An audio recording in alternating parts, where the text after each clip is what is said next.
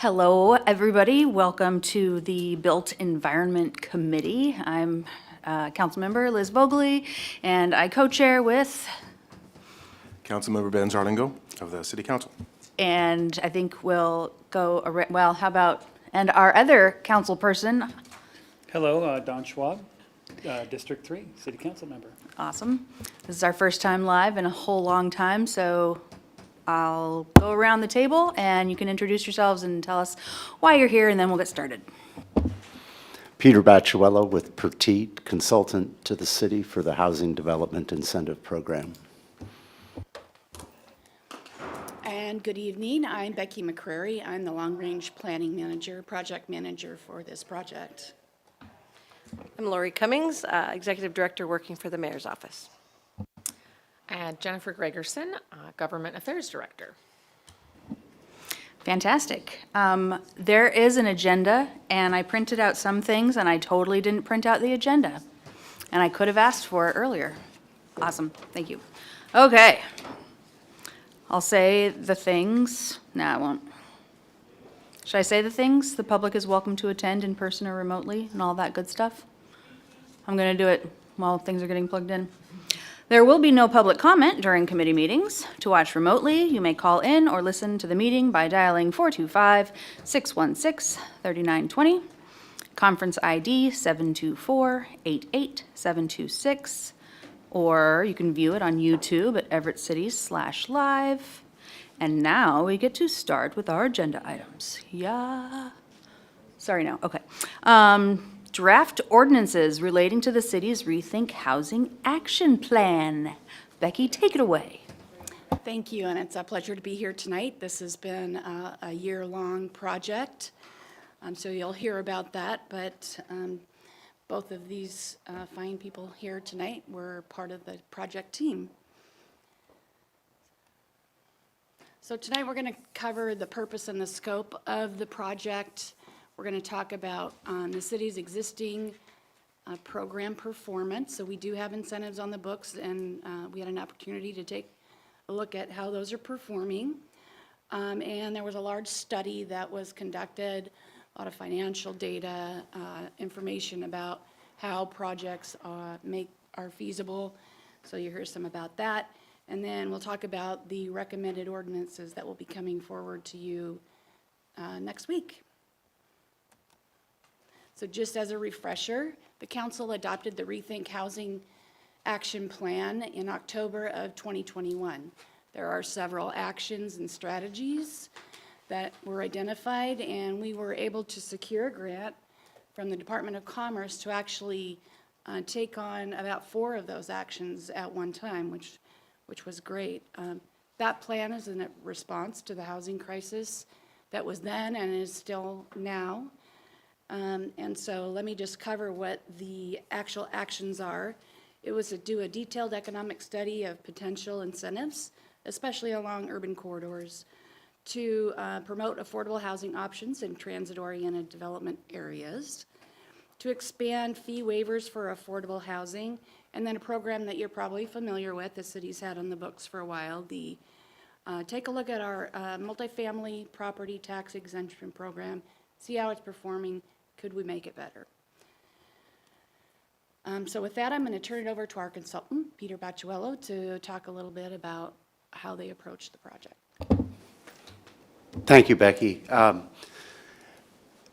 We realized to consider the incentives that were on the books and look for opportunities to stimulate more housing across all income levels in the city. We needed to get several inputs and do some analysis. We wanted to make sure we could see how existing programs were performing, see what benefits there had become of the existing programs over the last 5 to 10 years. That provided us some insight to take the Housing Action Plan financial analysis and update it. We took the approach of working directly with industry providers of housing development pro forma for developers, economists who use those numbers, and We added that to the Housing Action Plan analysis and updated it. We looked at residential displacement. That's a key factor both on a PSRC level as well as on an MFTE level. We looked for affordable housing opportunities, of course, and then listened to other housing agents and developers and neighborhoods on what was important to them. That turned into a nice piece of work, big, thick document, but it really came out with some recommended outputs that we'll talk about, which is we wanted to expand the fee waivers or fee reduction programs for the affordable housing projects. And new legislation with the recent House bill in 2020 that moved forward the Housing Action Plan also updated the MultiFamily Tax Exemption program. So there were lots of new opportunities to consider with regard to applying that program in the city. Sure. Yeah, Please do. Yeah, I had a question. When you said the waivers based on affordable housing, is that depending on the percentage of the AMI, or is that just the lowest level, or? The fee reduction programs, they are based on a certain affordability threshold that's defined in the new ordinance. So Okay. for projects that are providing housing for 60% AMI level, Yeah. they are eligible to request fee waiver for Okay. those units. So anything at 60% or below? Correct, Okay, correct. okay. Yeah. Up to 80% of the value of the improvements. So, Okay. yeah. Great, thank you. Looks like then there's another mention of another threshold at 80%, sorry. I see in one of the documents here another threshold at 80% AMI households as well, so it sounds like there are multiple. So the multifamily tax exemption program that is in place in the city has several thresholds. What we ended up recommending was we create a single threshold for broader area. We'll get to that. Okay. Okay. And it has a 60% and an 80% AMI affordability standard to it. Thanks. Councilman Zarlingo, I'm not jumping ahead like you. Oh, you might be. But one other quick question when you mentioned the Washington State Department of Commerce. And are you aware that, I'm sure you're aware that they have a new formula that's coming out based on income levels, and it's based on each county? Do you understand what I'm talking about? It was based on a bill last year. Yes, All right. yes. And is that part of this, or are you going to cover that later? I don't want to jump ahead. Not part of this. Okay, but that will be an additional tool that at some point we may want to look at, correct? Or we may have to. It is an additional requirement that we will have to dig into as Okay. part of the comprehensive plan update. All right, and we may have a structure, I'm assuming, the way you guys, how great work you guys do, that we're going to have something in place already that's going to meet the requirements, but. We will be meeting those Yeah, requirements I have for no doubt sure. about it, yeah. Good, thank you. And challenging though it may be, but Yeah, yeah. yeah, And absolutely. honestly, Becky is kind of the lead on that anyways, but In my understanding that we don't necessarily have to meet the requirements, but we have to have a framework in place that would encourage it. we have to look at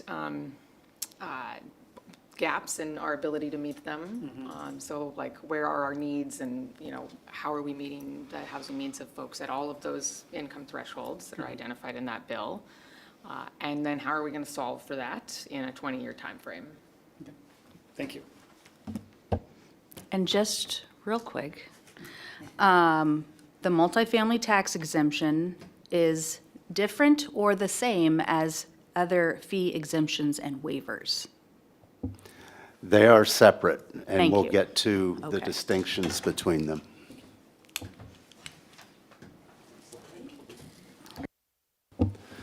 So taking a good look at past performance, we looked at the last 5 years of system fee reductions and waivers that are provided for affordable housing projects.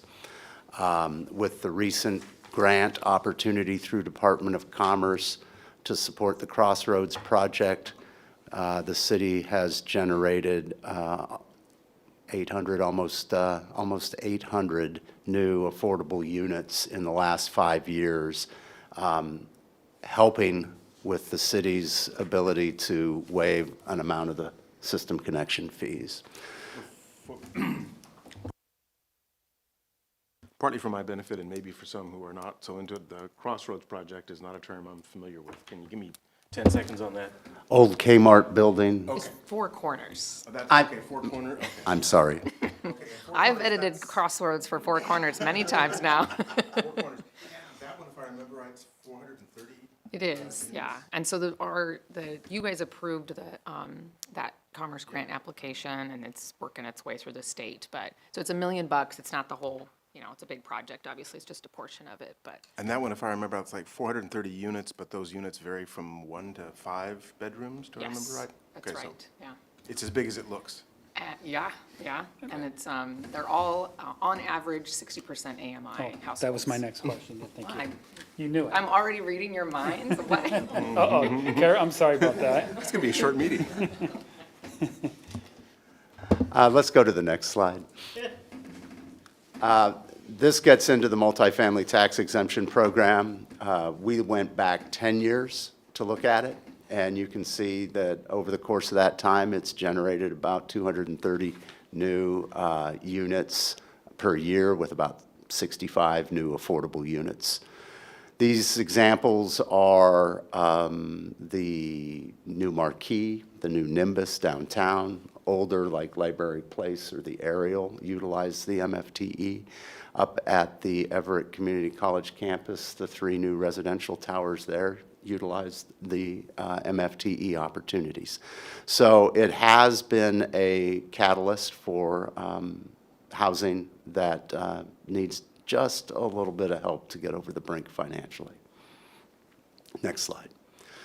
So with the information of how it's performed and how it's been used, we needed to take a look at the broader range of incentives that are available in the region in Washington State. Basically, a lot of the work had been done by the Master Builders Association of King and Snohomish County. This housing toolkit is something that sort of summarizes all the available options in each of the jurisdictions that had just been updated prior to the start of our project. We also looked at available housing incentives that Everett utilizes, and it was quite rewarding to realize that Everett has just about every tool in its toolbox as it relates to incentivizing housing across all spectrums. So it's good. Some of them are in different states of robustness, but really they're all there. Some can be tweaked. And then what we felt was really important was getting insight from the people who aren't building in Everett. We can talk to the developers who are building in Everett. We know them. They, we know the story that they tell. But we also realized that particularly along the urban corridors, there was an absence of what I think the city has been striving for, realistically since 2012 with the Evergreen Way Master Plan. So we went to the development community and got Frank and got their input on the things that were not attractive, the things that were limiting, status of the market, and that allowed us to work with them to develop some representative pro forma that we could then further analyze through the economic analysis. Quick question then. On those lines, I can see 2 major things that you might learn from them. Obviously, one of them would be things that are lacking in terms of incentives or what they need. I guess I'm also wanting to be sensitive if they identified any dissatisfiers, any barriers to them that we need to look at. There were a number of things that we needed to look at. Some of them are in very detailed inside the document when you get a chance to read. Just off the top of my head, average rent in Everett is significantly lower. Yeah, I heard that. And they can get larger rents where density is being developed. Shoreline, Mount Lake Terrace, Bothell, Redmond, further on the east side. Those projects perform better based on workforce, amenities, availability of, I can build a project that's one of 6 projects that went in an area. I'm getting extra value of that sort of urban fabric that's getting developed. So those were some of the issues. The other thing that's not in here that I think would be important along those lines is we did also look at the bonus height density incentive that is available. It hasn't been used in the last 10 years, and it goes to the market for housing is now either a 5/1 or a 3-story woody walk-up or townhome.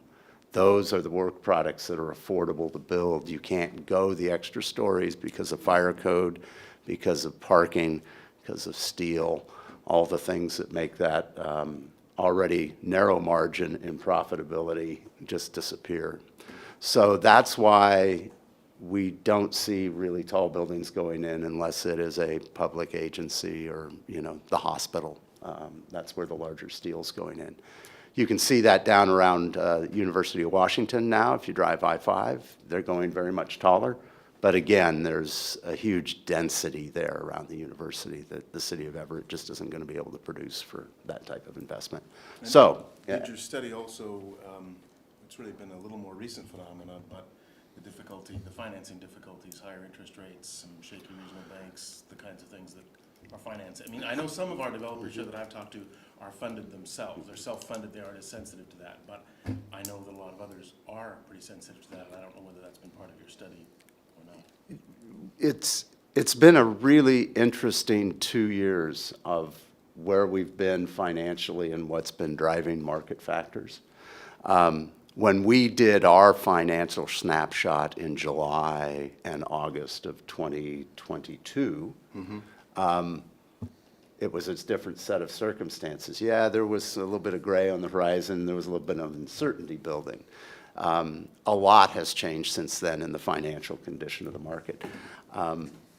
Labor force has changed. So one of the things that we recommend out of this is that there will be a continued revisitation of snapshot of the market needs to be continued to look at. So did we look at the current concerns? No, we haven't looked at the banking issues or the higher interest rates. Inflation was on the horizon at that point in time for us. So next slide. So we scanned the horizon for all the available incentives, looked at RCW, other city codes, these summaries, talked to folks. And what we found was we felt there were 4 groups of incentives that were available. Regulatory, a lot of what we're talking about tonight are new ordinances and code. But there's also administrative options to look at trying to reduce non-construction elements or soft cost carrying costs for some developers, help them with their margins a little bit. Maybe even stimulate some more incentive through sub-area planning around transit, building capacity on nodes where you know you've wanted it to develop for a long time. It just needs to be pushed down the road one more time to create a little bit more incentive. And then always the affordability options. You're going through a comp plan. There'll be some up zones. Does that mean inclusionary housing is an option for the future? Housing benefit district legislation is going through the state. Now, that could be a really nice option for the city as a funding mechanism. And then again, we're here tonight to talk about, you know, system fee reductions for affordability to incentivize those developers or public agencies that are trying to build housing hope at Hope Station, those types of projects. Next slide. So we looked at all of those, and then we got down to the brass tacks of the grant that we had gotten and what was needed to address changes in legislation, and this is the regulatory part of what we dove into. Really, there are 3 key ordinances that you'll hear about here shortly. The housing fee reduction program, it includes system connection fees. So we talk in our report and the study about programming for a certain amount of fee reduction to stimulate a certain number of low-income units. You already have a traffic impact fee exemption, traffic mitigation exemption, school impact fee, we're adding in the park impact fee exemption as another mechanism to help manage the extremely narrow gap and often unattainable gap between what it costs somebody to build, operate, and realize a living on a development and what it costs these days for the construction and the permitting of that. So those are the incentives that we carried forward for further analysis. And then we screened those through these, what we felt were really important criteria relative to what is available to move forward quickly, because it has a framework in policy that exists already. Does it really have the opportunity to produce housing units across all income levels?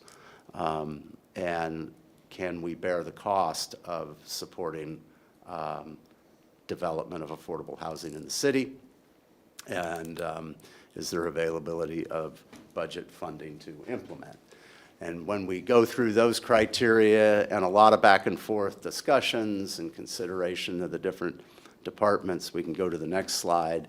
And this is actually what you'll see in the Housing Development Incentive Report is, and I will update your page numbers, the tables in ES1 and 7.1 are actually on pages, Executive Summary 5 and 6 now, and that it is page 7-5 and 7-6 of the report, which is now at version 4.1. So this was one I missed last night when I put this slide together. Before you go really into this, can I ask a question from previous page about Sure. incentives? Sure. And system connection fees, and since those are going to be studied a bit more, part of having the system connection fee, I know that our public works system is in need of expansion or improvement, and so might we also figure out how to enlarge said hookups, or, you know, for a larger set of, a larger piece of land than just that one housing development, you know, something to look at moving forward. I could get a better idea of words out for you when I look back at notes that I have taken from previous times, but has that run across your mind? Yes, it does run. There's two things that come to mind. The first is that for a public housing authority or investor who's going to do an affordable project, we're talking 60% or below AMI income, they're going to need to do 100 units. It just really doesn't pencil in a multi-unit building like Housing Hope Station. They're going to need that capacity Right. to be able to get the financing to make the project operate well. So that's one thing to consider. And even if you're looking at, and there's some things in the code about these new home ownership models for affordable housing that is restricted for 99 years, but it's going to be a 35 to 75 unit townhome development that would be in that range. So it's not going to be a fourplex on the corner. The other is that we, at least on the MFTE side, have restricted the eligibility to a minimum 16-unit development, so that we're not, there's that one criteria about staff availability or burdening, you know, we can't afford to be doing fourplexes on MFTE and get the results that we need for the number of units that are being generated. Thank you. One other thing, one other factor is the funding for schools, essentially a separate channel from this, because I know that it's one of the things I've heard brought up a couple of times by constituents is that we have major projects like the one at Four Corners, yes, not Crossroads, and the impact on schools, and I know the schools are talking about budget cuts and layoffs. How does that factor in? I would suggest Jennifer might, or Becky, you want to, I will start with this, though. The school district has the first right of refusal on the exemption for housing. So if you are going to be granted the school district exemption, you're going to have the school district approve that. Yeah, so they're the decision maker really on whether or not those fees get reduced. Okay. And I think they've been fairly restrictive about reducing fees, you know, given where they are, but And that would come out of their operating funds, part of the basic education funding from the state mostly, not it's capital levies? dollars. Oh. So it's for capital improvements. Okay, oh, okay.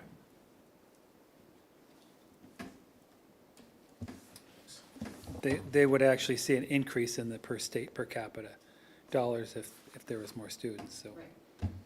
There is a They'd see an increase in funding, but it wouldn't be per capita. there would be with more students. Yeah, it would be an increase in funding, but not a change in the per capita. It'd be the number of capitas, basically. Right. Okay. Yes, please. So, we're here, so I'm not gonna read these to you. I wanted to introduce them to you. This is actually the results of the analysis that we did on feasibility. So you can see the sort of the decision process that we went through and how we assigned the outcomes to each of the 11 incentives that we had considered early on. Next page is page 2 of it. And then we move to the recommendations. All right. Well, we had a little preview with some questions about these. You've heard a little bit already, but actually, Becky, are you going to take this first piece? I was going to Forgot take the about that. 2 fee Yeah, reduction go for it, ordinances. and then I'll jump in after. Okay. Yeah. So in your council packets for next week, you'll see 3 ordinances. One that reinstates the special connection charge fee reduction for qualified affordable housing projects, and that means units that are affordable to households making 60% or less of area median income. You'll also see in that particular packet that staff is recommending, and as did the consultant, that there's a cap on the total number of exemptions that could be given in any one year for however many projects that it lasts. That way, there's some predictability for Public Works to realize that, because again, this is for capital money, to realize what they may not get for that year and be able to, you know, calibrate what they need to. And in terms of the amount, we're suggesting $500,000, which would be about 125 units, subsidized at about $4,000 for this particular fee reduction. And that's also reflective of when we had this in place in the past. That's about what was used previously. Oh, okay. So it's not, like, it probably is sort of reflects the need and the usage of previous years. And so Councilmember Vogel had mentioned this, I guess, earlier then. Is that the sense from administration that that's a sensible thing for our long-term health of Public Works? Yes, we've talked with Public Works, and I know Ryan's here too, in terms of in the big scheme of funding and revenue and capital project costs, it's relatively minor.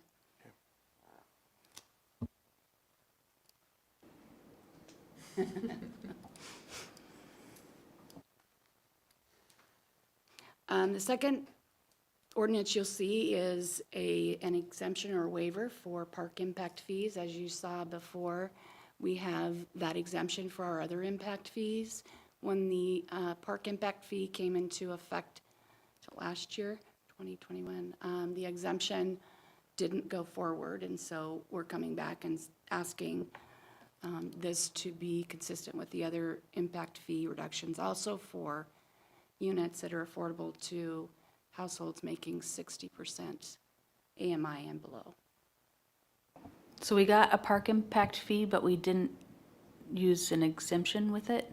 Is that what I just heard you There was not an say? exemption that was passed when you passed the park impact fee. Because it wasn't included, or because we said no? The planning commission had recommended not to include it, and so that recommendation came forward to the Okay. council, and I think it Okay. just went from there. Thank you.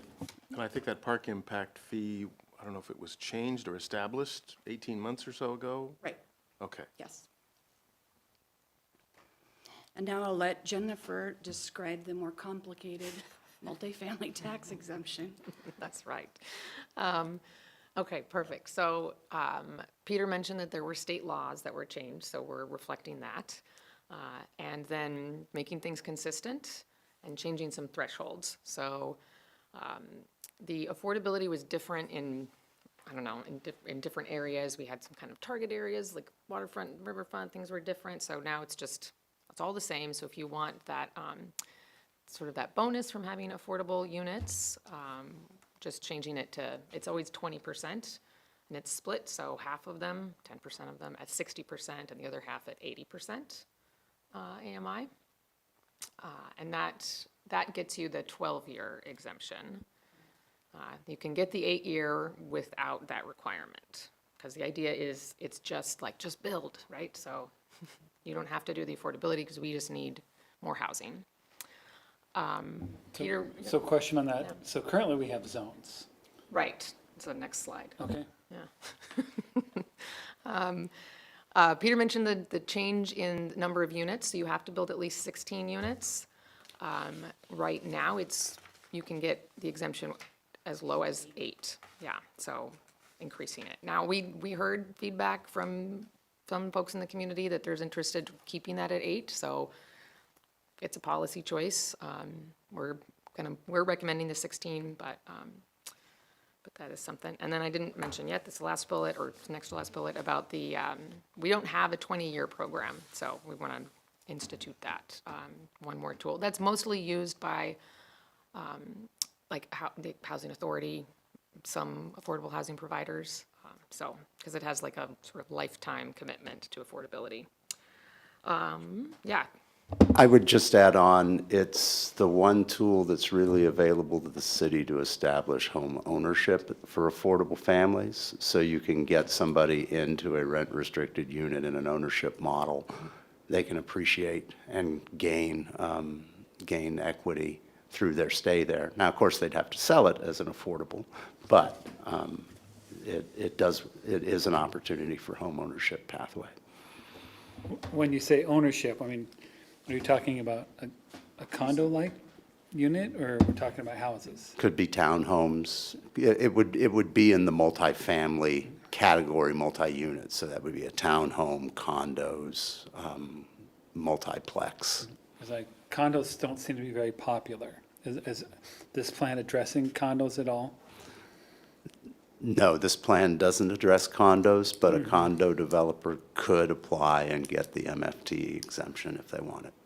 And we don't do co-ops here much in the Northwest. They might- That's not something that we looked at. Okay. And, okay, sorry, I know, it's 533.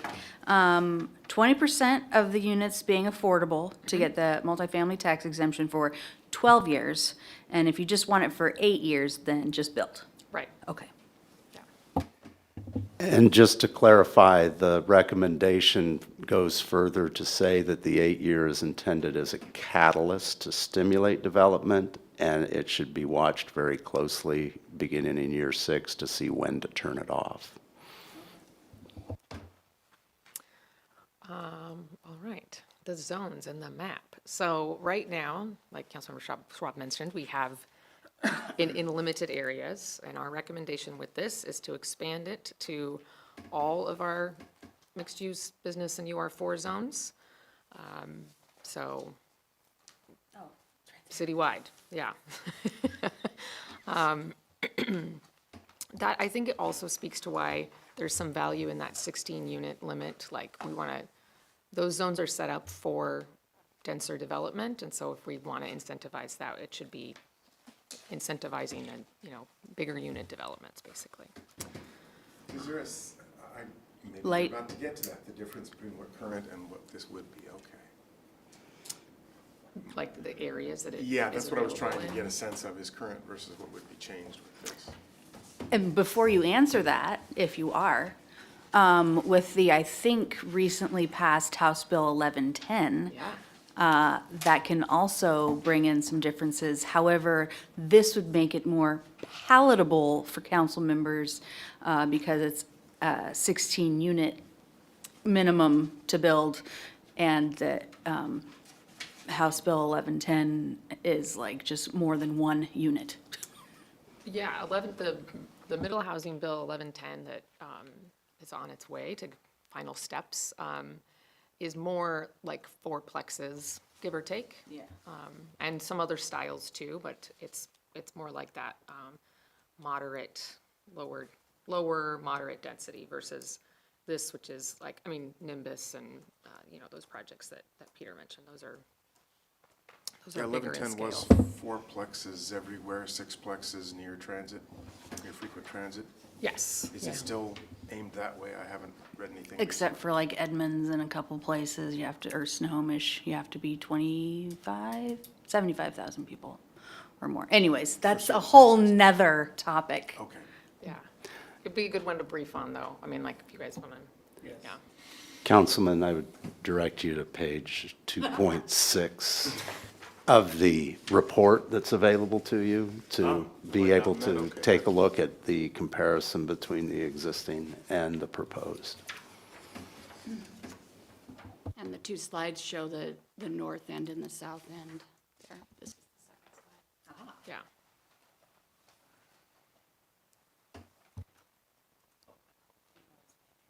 Oh, yeah, it's lively. Yeah, okay. So the arrows you showed were those MU, B, and UR4 zones?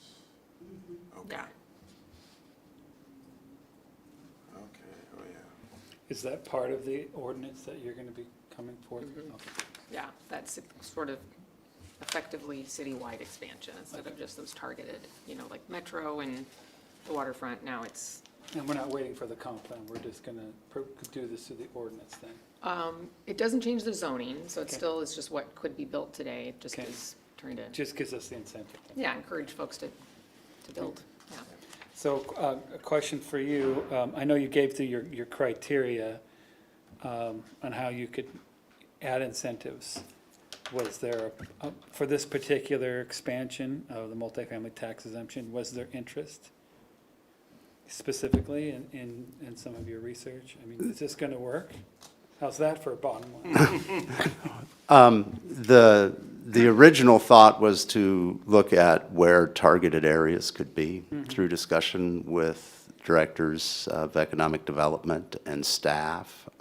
We ended up presenting to the public that we would recommend going urban corridor wide, which is what we ended up with, those 3 zoning.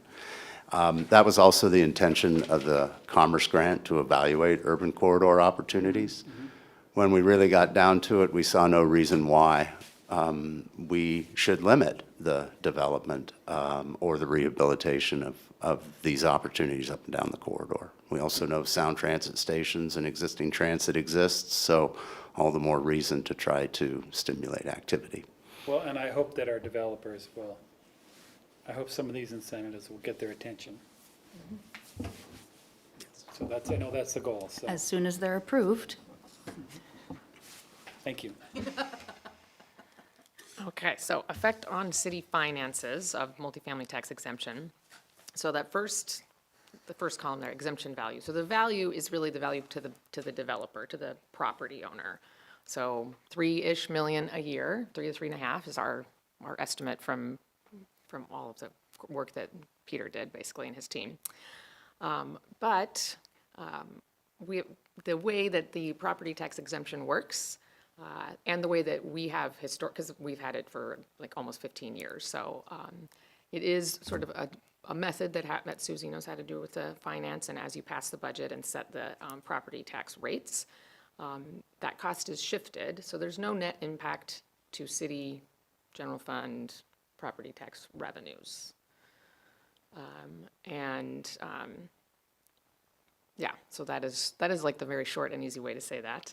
And that value that those builders are getting, those developers are getting of $3 million, that matters to the city because of the other side of this slide, the public benefit. So it's the stimulus that helps develop urban corridor in general. So one project can stimulate others.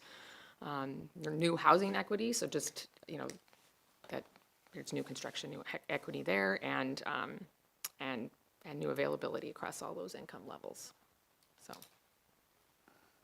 all right. As part of the study, did we include sales tax increase from, Well, yeah, I mean, there's a lot of other side Yeah, pieces too, right, like right. why it matters just to have, growth in the community. So it's not we didn't delve into all of those pieces of it, but that's all, yeah. Those residents are buying stuff in stores and, yeah, things like that. There's a very detailed development of the costs and the potential revenues and the tax shift associated with about 275 new unit projects per year. So you can look at that, and I'd be happy to go into gory detail if that's what interests you. slightly interest, for a little while? Well, I know the purchasing habits of our residents have changed, so I know sales tax has been increasing as far as our revenue sources for the city, because people are using Amazon and buying online versus the Yeah. retail corridors. So Yeah. having more people in our city to spend money is also a benefit. Yes, yeah. Okay, next steps, this is like the end of this presentation, good news. So the 3 ordinance, we want to bring those to the council. The next slide has the dates, so I guess I'll mention those at the next slide. And then, internally, we've got lots of new forms, and there's good guidance from Department of Commerce, and then Peter's team also put together kind of a good package to help us get, especially the MultiFamily Tax Exemption program, on nice solid footing where we're, because there's a lot of tracking and reporting that is required for that. So if they're getting this benefit and they're supposed to be affordable units, every year the city has to say, are they still, who lives there, or do they qualify still? Then a question for that, for the people doing this, are we consistent or comparable to other jurisdictions and compatible so that that's not an administrative burden that warns them off or discourages them? It's the same, yeah, it's the same They're process. used to, this is okay, Yeah. customary for them. Yeah. And then we mentioned before about monitoring these programs too. So we want to make sure that, that we're getting the benefit that the community, additional housing units, that the incentives are working, and that on the other side, we're not just leaving it out there and sort of giving away exemptions that aren't needed because the market has changed. So those are the proposed dates. So next week, we'd have the first reading and then cycle through the next couple meetings after that. I think that's it. Britt, you have more questions? Oh my gosh. Was that just BI? Was that fee exemptions and waivers? Do we do the route to waive park impact fees We for did it. low-income housing yet? Thankfully, we have tackled all of that agenda item. Okay. Because it's time. Councilmember Vogel? Yes. I wanted to also share with the committee that our intent next week was to list these as first reading and proposed action, assuming this is the briefing tonight, and we will share this information with the remainder of council members. These meetings are recorded and available. And certainly, if council members have additional questions, but we're thinking we could more efficiently share with council by sharing this recorded meeting for the Okay. briefing component of those ordinances. Yeah, for sure. And I will mention that. That's great. Exactly, you know, in an hour. And then the deep dive document you're pointing at here, is that something I have? Right, where is that? I don't believe, is that about a 29-page document, or is it? Looks, Oh, 50? Okay, but it was uploaded, correct? Was it uploaded? We'll confirm that it is available to you as early as tomorrow. If you can send me a pointer to that anytime soon, thank you. And Yes, sir. Chairperson, I would suggest that you encourage our council members to do some homework before next meeting. Absolutely. Yeah. I just want to say one more thing, and that is York is not here tonight, but he also did a lot of extensive work on this project, and so I wanted to make sure you recognize that. Yes, yes, absolutely. He did a lot of work, and I'm happy to fill in when he's, yeah. Well, it looks like it touches many of the city departments and the overall budget, so, yeah, happy to see that, and that's the thing to do, for sure. Peter Baciuelo, or is it? Yes, ma'am? Hey, thanks for being with us today and giving us all that information and doing all the work. Not all the work, but all the work that you and your team have done. Thank you very much. Thank you for the opportunity. And thank you, Becky. Do you like Rebecca or Becky? Either is fine. Okay, just double checking.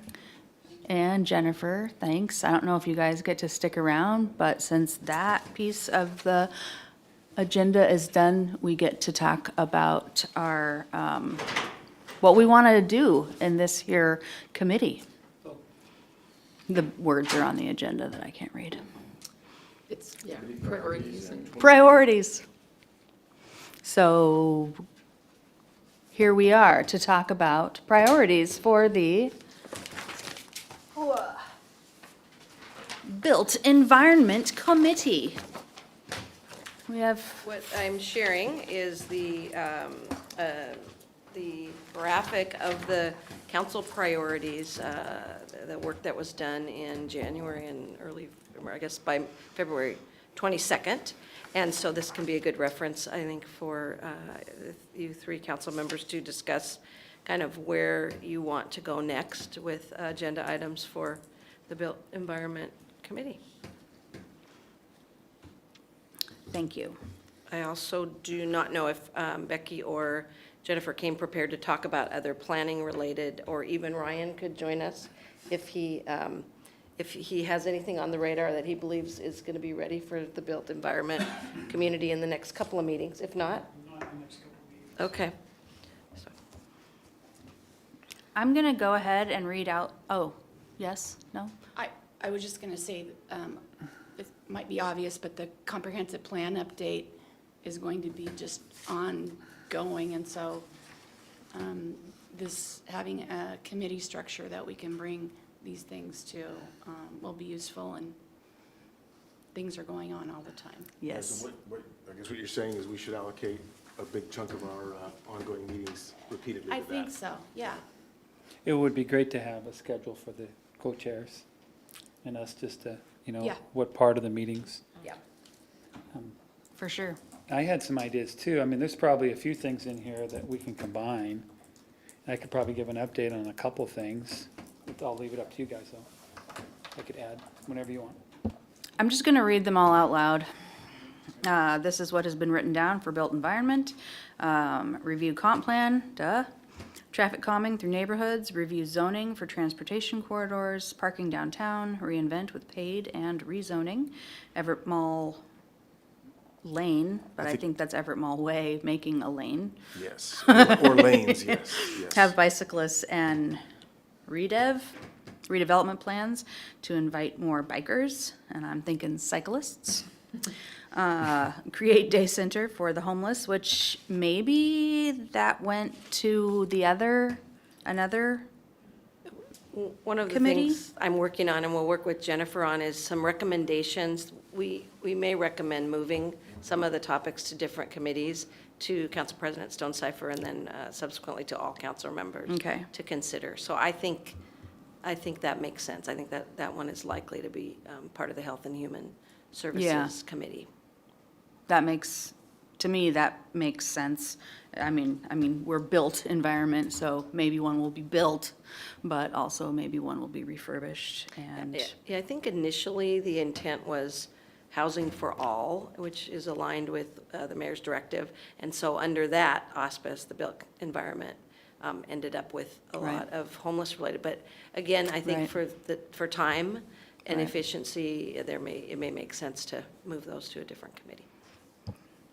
and to continue with the list, increasing shelter space, increase housing density, housing affordability, and municipal incentives. We just talked about that today.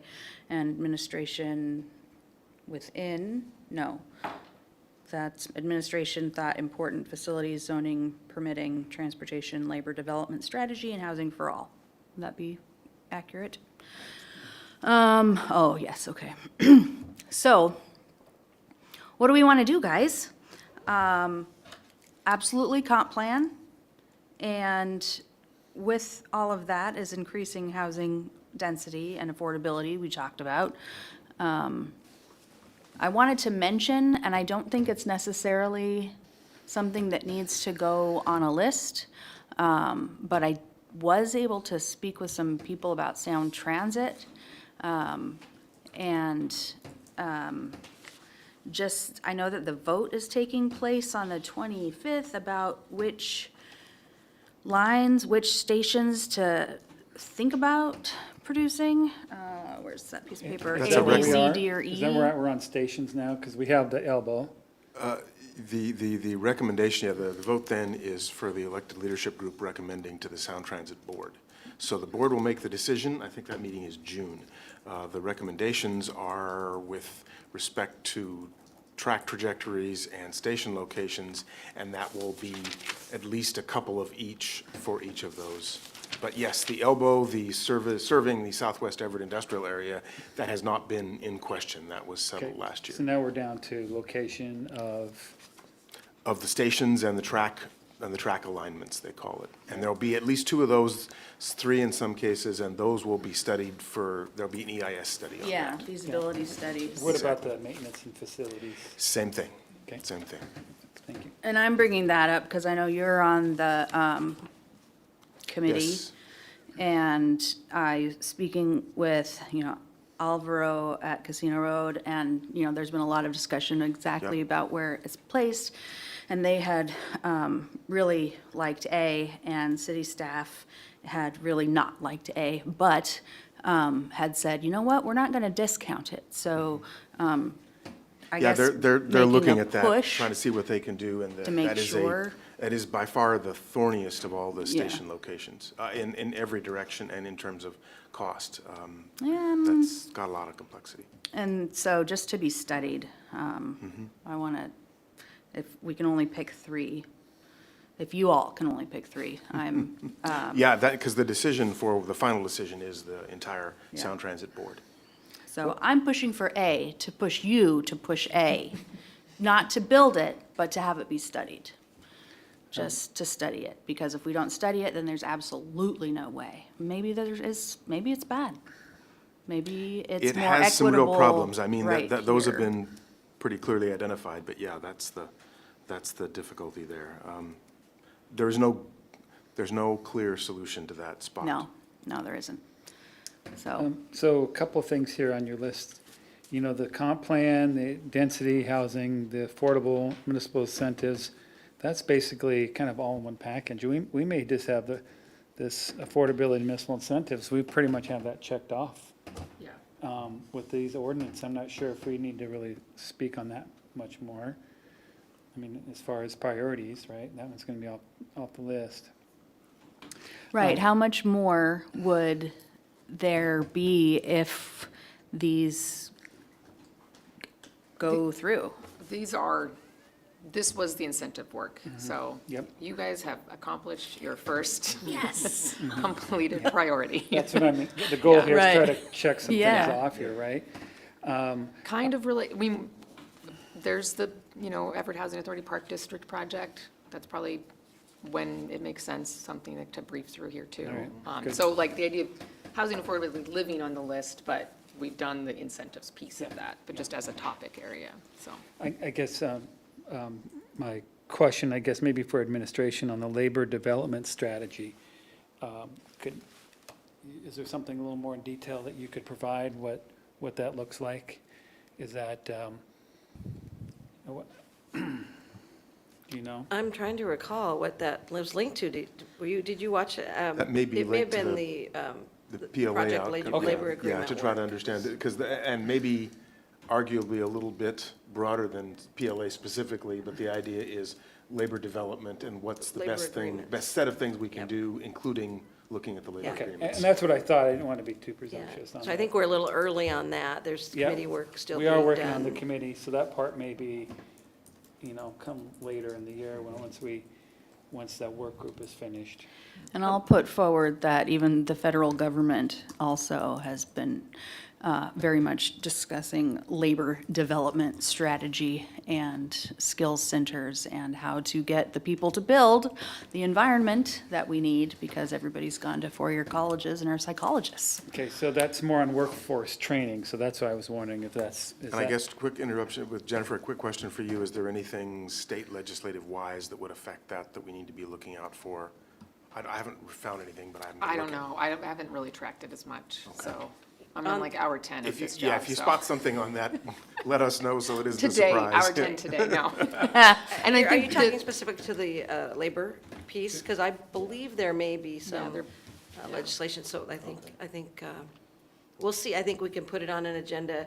It'll be timely by the end of session. Yeah. So if that fits within what you want for the May agenda, or it could be, after that as well.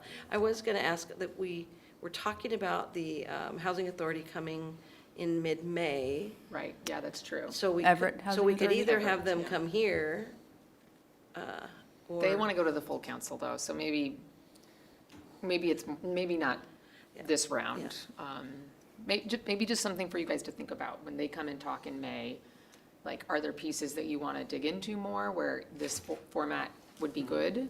They might Or- want to, maybe a paragraph or so summary of what they want to do, forward that to council, and Yeah. then see if the whole council wants to look at it, or they want to aim it at us. I could see too, I can keep you looped in. Like, maybe it's not them giving you the full briefing, but it's more like, well, Yeah, I they're mean, coming I- next week, and here's my little highlights to, I did a 2.5-hour tour with them in Yes, December me or too, something. yeah. There was lots to talk about, so And they've I'm got not sure how to lots of filter that. changes going on, too. From the So- plans that were, Well, Yes, yeah. even new leadership, that's true. so I knew that, but I that didn't just know. kind of creates a whole new Okay. Vision. thing. Yeah, vision even. And then just a point, like the labor development piece, of course, even though he's hiding in the audience, but this is sort of where the public works and transportation topics live too, so that's why that makes sense for your Yeah. committee, so. Yep. So thanks for that discussion. I was just wanting a little more detail on where we were going with that one, so. And then I'll raise the issue about traffic calming through neighborhoods. I mean, one of the things that comes up periodically is Yes. traffic issues. Other than the one that I've heard several times with respect to Everett Mall Way and how those lanes are handled, and should we consider doing something with those outer lanes, transit bikes, whatever. That one in particular has come up recently, but I don't know where we are on those kinds of things. I would love to hear and discuss more about that So would I. in this. Well, kind of a first shot at it is are some of these things near-term, long-term, pretty practical, attractive? No, there's a big problem with it, we can't do it because of some commitment or something like that. It'd be nice to, I too would like to put that higher on the priority, even a report on some proposals of slowing speed limits. One of the things that I believe the two co-chairs, Public Works Director Ryan Sass and Planning Director Yorick discussed was kind of differentiating traffic calming into two committees, the Safe Community, I think it was the Safe Communities Right, yeah, I remember planning, that. and that the conversation was, the speeding, the cutting through those more immediate safety-related traffic calming, as opposed to kind of the bigger picture, more comprehensive work that could be discussed at this committee. And I'm just looking to Ryan, who I think he agrees as well, so maybe we can flesh that out a little bit more in terms agree of with that. So Public Works comes to a built environment meeting to help flesh out Everett Mall Way. Well, yeah, and especially that may be something at some point to loop Dan Ernest into because of the work that's going on to expand out the Everett Mall developments, leasing negotiations that are going on. So that's one end of Everett Mall Way, but Everett Mall Way, that and also the traffic coming from things like the Chick-fil-A and the new businesses there. People will want to know, want to be aware of that. Yeah, I think I'd still kind of vetting the more urgent safety-related versus the longer-term planning. Yeah, to the safe communities. That sounds like, Between I those think two I agree, that committees. goes to safe communities. There's cities that have traffic calming programs, and it is really cross-departmental because the first step is always the police enforcement and education and enforcement, and then the kind of the engineering piece of it, like if it makes sense and if there's a better solution.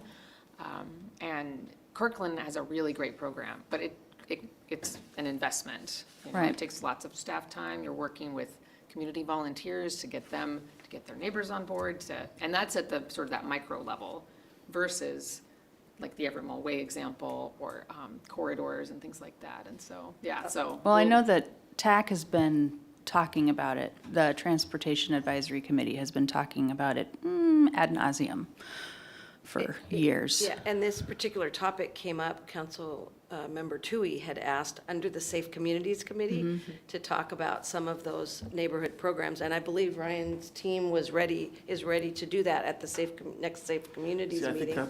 that seems like the way So- to go from what you said, is start at the Safe Communities Committee and then infrastructure aspects of that come maybe to this committee or to the council. Yeah, I think that his staff has done, and you, as you referenced, they've done a relatively high amount of work on some of this that they could share. Great. But again, it was planned for the Safe Communities Yep, meeting. okay. I'm good with that. I'm not sure I do, but I think that's only because I'm thinking bales of hay and entire roads. You know, but I can figure it out. Well, yeah, okay. It is, 2 after 6. And did we come up with any kind of resolution for what we're doing next time?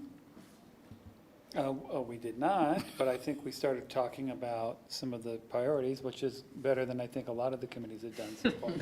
So I think, you know, Plus, we've already accomplished something. yeah, well, we will in 3 weeks, right? Right, Yeah. right. Okay, so, And we Okay. can exchange email and. yeah, we can continue to have this discussion. And I think with Yorick back, hopefully feels great tomorrow. But whenever he's back, I think that'll help. We can circle back to you guys on, at staff level, what stuff's going on that we think is useful and Plus, by that I time, the don't, state will be done.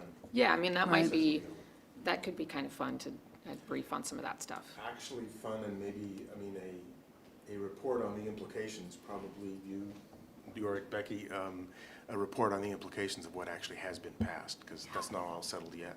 Yeah, That would be fantastic. yeah. So, So pin in it, but those things, and yeah, we'll come back to you guys. Yeah, that one specifically, just because it directs us.